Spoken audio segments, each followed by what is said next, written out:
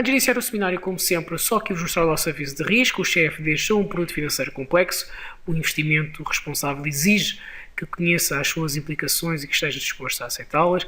Pode implicar a perda súbita da totalidade ou mais do capital investido e as informações contidas nos vídeos não devem ser interpretadas como nenhuma forma de recomendação ou solicitação de investimento, pelo que a IG não se responsabiliza pelo uso da informação.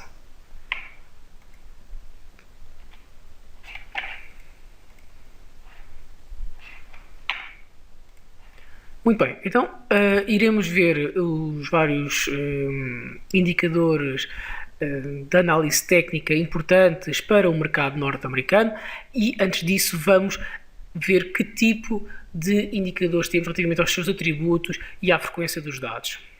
Depois será feita então uma separação por várias categorias e dentro dessas categorias vamos visualizar alguns dos mais importantes indicadores macroeconómicos para os Estados Unidos.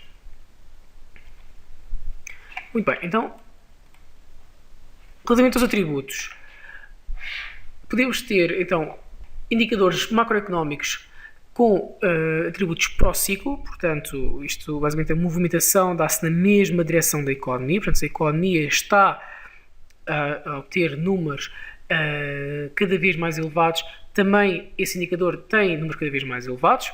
Depois temos indicadores contraciclo, portanto, em que basicamente a movimentação dá-se na direção oposta à economia. Aqui o indicador mais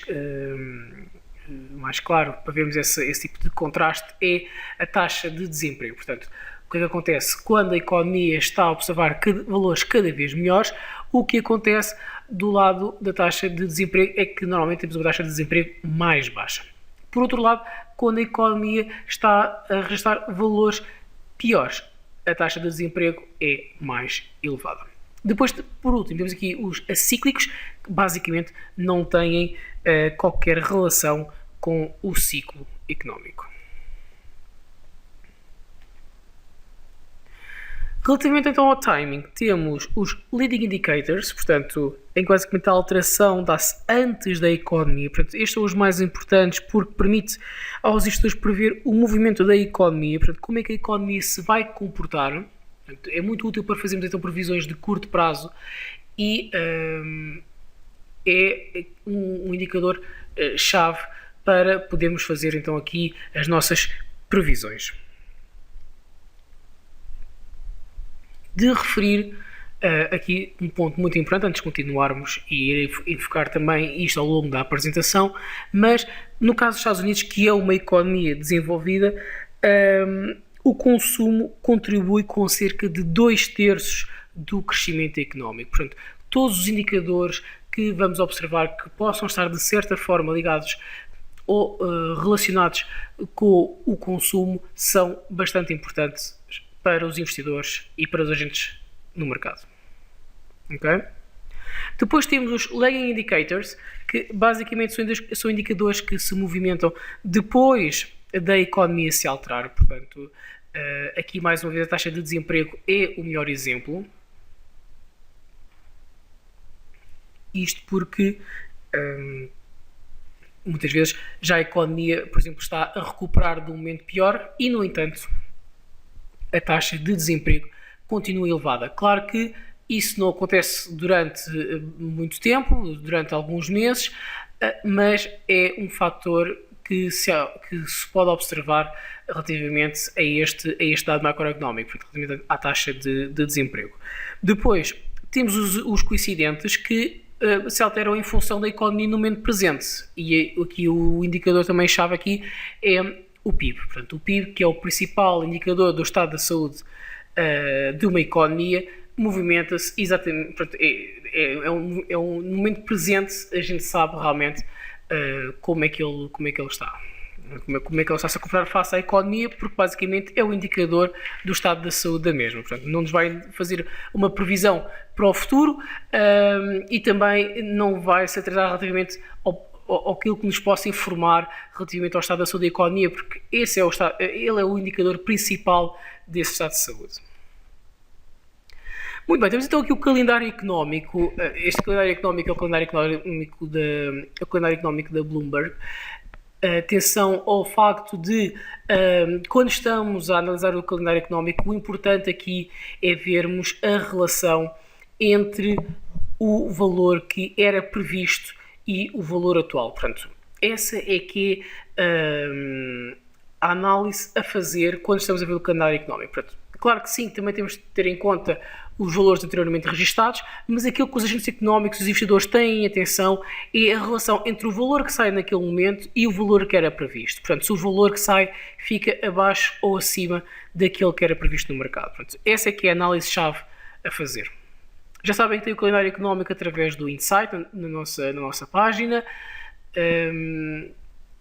Portanto, podem fazer perfeitamente o acompanhamento das notícias por aí.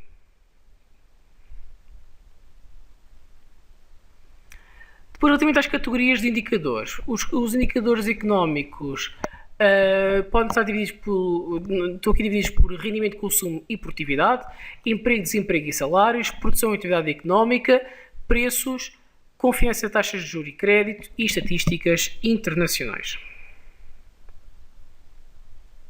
Portanto, aqui vamos estar atentos a cada um deles. Vamos ver aqui a fonte, o que é que eles medem, qual o efeito, a frequência com que é conhecido e depois alguns aspectos importantes relativamente aos mesmos.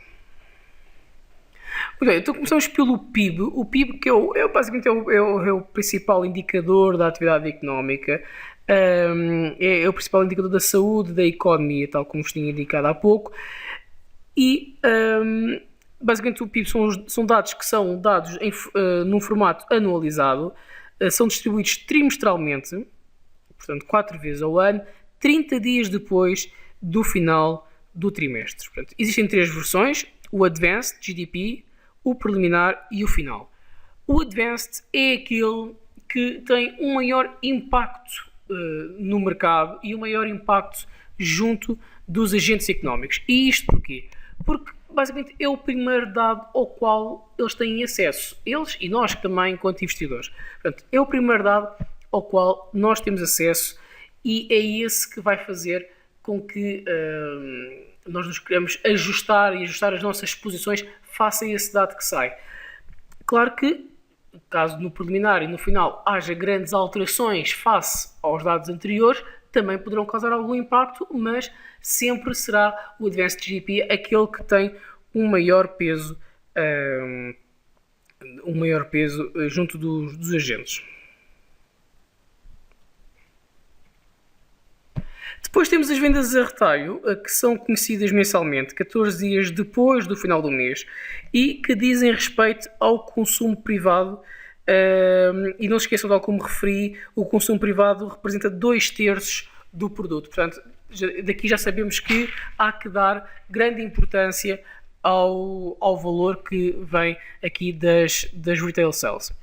Temos 2 tipos de vendas a retalho, as retail sales e as core retail sales. As core retail sales excluem o setor automóvel. Portanto, o setor automóvel contribui para 20% das vendas a retalho, portanto, totais, e sendo este muito volátil, pode distorcer a realidade do mercado. Portanto, daí os dados core são aqueles que são mais vistos, porque são os que apresentam um dado mais fidedigno das vendas, porque exclui este setor.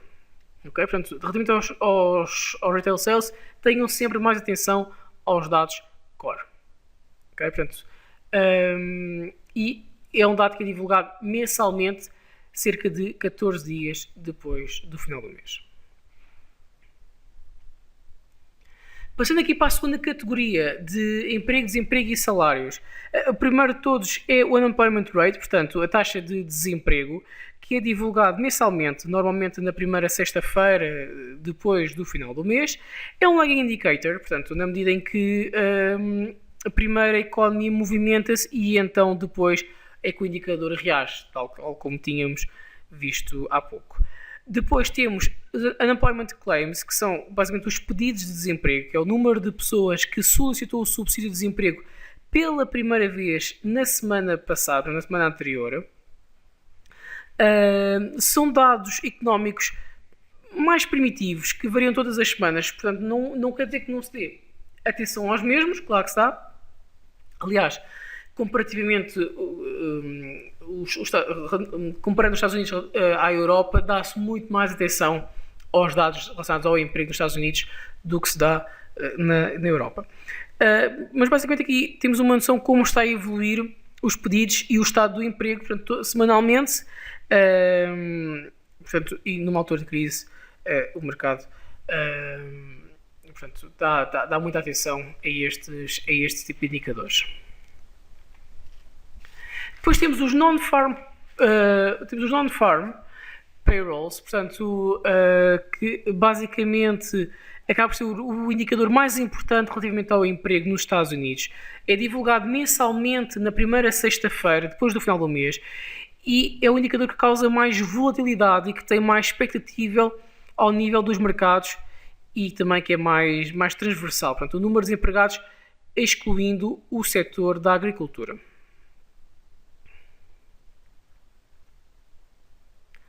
Depois temos o ADP Employment Change. É um dado que já foi mais fidedigno a prever o número dos non-farm. O ADP é uma empresa que é Automatic Data Processing, que fornece serviço de processamento de salários para muitas empresas. E sendo uma empresa muito grande, sabem como está a variar o desemprego nos Estados Unidos. É um dado que podem seguir, mas não é... Já não é tão fidedigno, já não é tão seguido como há uns bons tempos atrás. Passando aqui para a categoria 3 de produção e atividade económica, temos a produção industrial, que é divulgado mensalmente, 16 dias depois do final do mês. É um indicador importante relativamente à saúde da economia. A produção reage muito rapidamente aos altos e baixos do ciclo económico, portanto, é um dado muito importante a seguir. Depois temos a Capacity Utilization Rates, que basicamente mede a percentagem dos recursos disponíveis a serem utilizados pelos produtores de minas e utilities, e é um leading indicator para a inflação. Portanto, quando os produtores se aproximam da capacidade total, têm tendência a subir os preços, que depois são passados para os consumidores. Portanto, essa passagem do aumento dos preços para os consumidores vai afetar o consumo. Portanto, dependendo da curva da rigidez relativamente ao bem que é produzido, mas da elasticidade da procura face àquele bem que é produzido, pode haver uma redução drástica ou não dos níveis de consumo, não é? Portanto, por cada unidade que é aumentado no preço.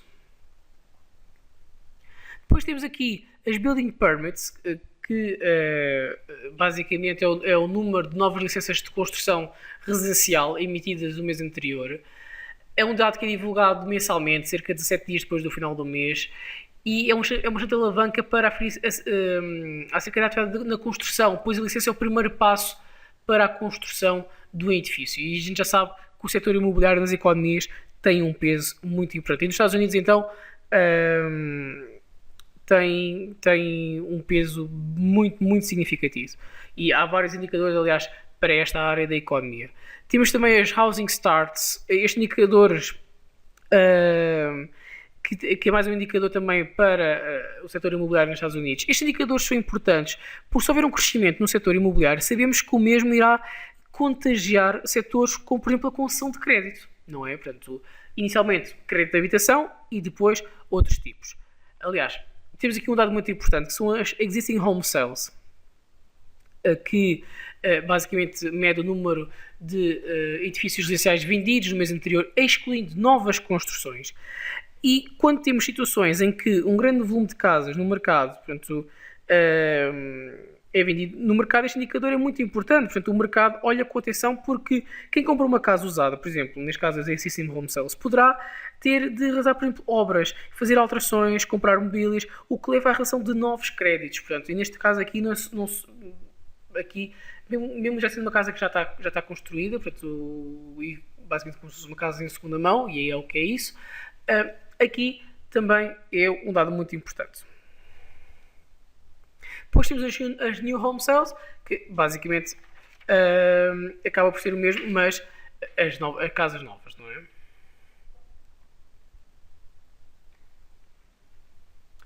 Depois temos as encomendas fabris, portanto,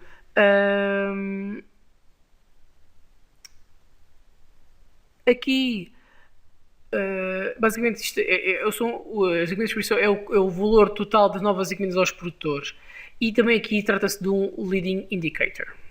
Ok? Depois temos os business inventories, que constituem um sinal de tendências de consumo, pois as empresas terão tendência para comprar mais depois de venderem os bens que estão em inventário. Portanto, as empresas basicamente terão tendência para comprar mais a partir do momento em que conseguem escoar todo o seu estoque. Ainda aqui nesta área temos os ESM Manufacturing. É importante porque é uma fotografia da economia, portanto, basicamente isto é uma sondagem que é feita a diretores de compras da indústria produtiva, portanto, pessoas que estão mesmo na área, e aqui temos de ter atenção não só se o nível atual é superior àquilo que era previsto, isso será um bom dado, mas também temos aqui um nível importante que é o nível de 50, portanto, acima de 50 indica que está a expandir, abaixo de 50 indica contração.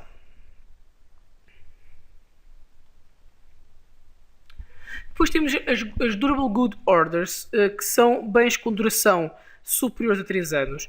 E este dado é um dado muito importante. Isto porquê? Porque normalmente pensamos muito antes de decidir fazer uma compra deste tipo. Portanto, uma vez que, em alguns casos, requer um investimento do nosso lado, por isso, quanto melhor for este número, maior é o sinal de confiança que os consumidores têm na economia. Eu só vou fazer um grande investimento se sentir que, de facto, há confiança para o futuro, não é?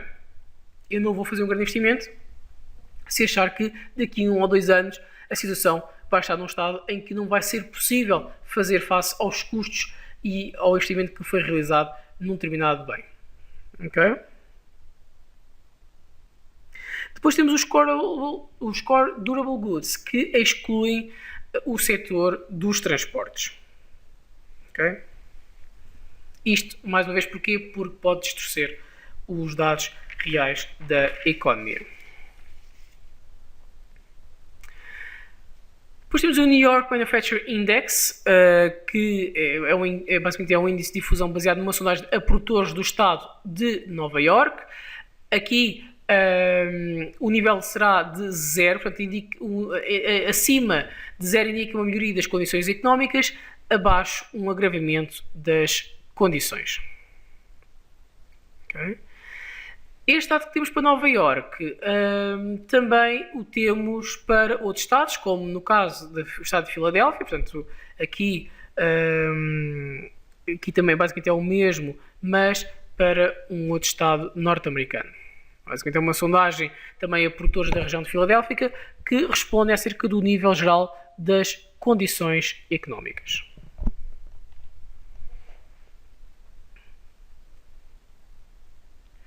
Depois temos aqui o Chicago PMI, que acaba também por ser algo muito semelhante. Também é um nível de difusão baseado numa sondagem de diretores de compras da área de Chicago e basicamente também é divulgado mensalmente no último dia do mês corrente. Aqui neste caso, ao contrário dos outros dois, já não temos o nível de 0, ok? Portanto, aqui o que é importante é avaliar se o valor está acima ou abaixo daquilo que era previsto. Portanto, acima daquilo que era previsto é um bom dado para a economia.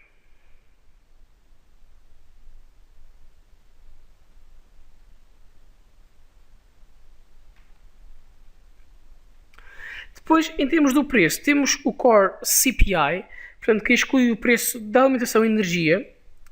Basicamente, o que é o CPI? É o crescimento do nível geral dos preços de bens e serviços adquiridos pelos consumidores. Excluindo estas duas áreas, a alimentação e energia, o que é o CPI? Basicamente é a inflação. Não é? Portanto, é divulgado mensalmente cerca de 15 dias depois do final do mês. Basicamente, os dados core aqui também são os importantes a seguir. Depois temos os PPI, portanto, que neste caso é do lado dos produtores e não dos consumidores. Mas já sabemos que quando o preço aumenta do lado dos produtores, passa também para os consumidores. Portanto, por esse mesmo motivo, convém acompanhar este dado. Agora, isto depende sempre, claro, de como é que, porque os produtores nem sempre passam esse aumento do lado dos preços deles para os consumidores. Muitas vezes eles retêm do seu próprio lado esse aumento para não diminuírem o volume das vendas. Portanto, isto depende sempre depois como é que essa passagem de preços é feita. Passando aqui então para o grupo 5 da Conferência de Taxas de Juros e Crédito, temos o sentimento dos consumidores por parte da Universidade do Michigan, que é divulgado mensalmente no meio de um mês. Aqui também temos dois tipos, temos o preliminar e o revisto. O preliminar, à semelhança daquilo que aconteceu no Advanced GDP, também é aquilo que tem o maior impacto junto dos investidores, porque é o primeiro dado ao qual nós temos conhecimento. Okay? E como a gente já sabe, sendo aqui o sentimento dos consumidores que está aqui a ser enfocado, não esquecer aquilo que vos disse, que é a contribuição, quer dizer, o facto de os consumidores contribuírem com 2/3 para a atividade económica.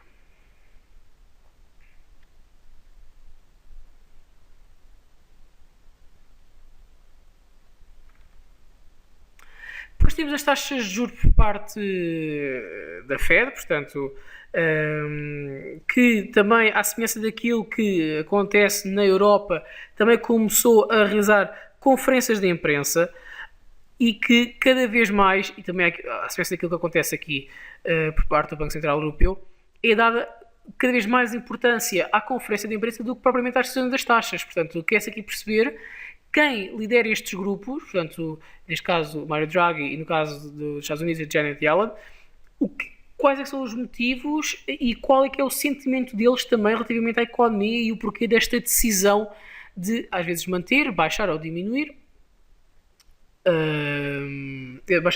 baixar ou aumentar a taxa de referência, mas basicamente aqui é dado muita atenção ao porquê da decisão, portanto, o que é que teve na base da decisão, portanto, se existe até confiança por parte dos líderes dos bancos centrais e das reservas federais para as suas tomadas de decisão.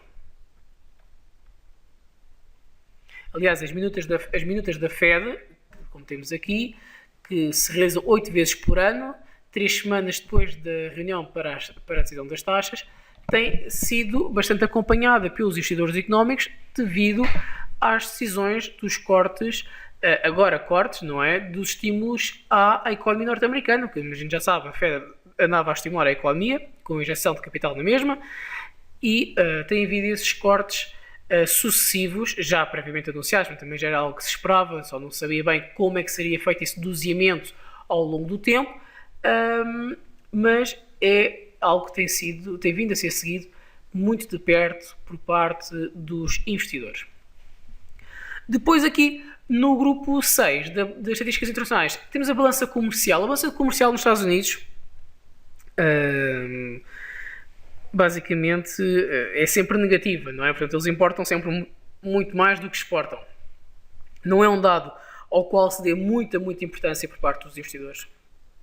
Aliás, de facto, não é mesmo um dado muito importante, porque aqui não se está à espera que de um momento para o outro eles possam ter uma balança comercial positiva, bem pelo contrário, não é? É mesmo muito negativo, eles importam bastante mais do que aquilo que exportam, mas aqui a ideia é também ver se eventualmente não pode ter havido uma redução desse saldo negativo, mas de facto não é um indicador para o qual os investidores olham assim com grande atenção. É um dado que é divulgado mensalmente, cerca de 40 dias depois do mês terminar. Muito bem, e como já sabem, podem nos seguir através do Twitter, do YouTube e também do LinkedIn.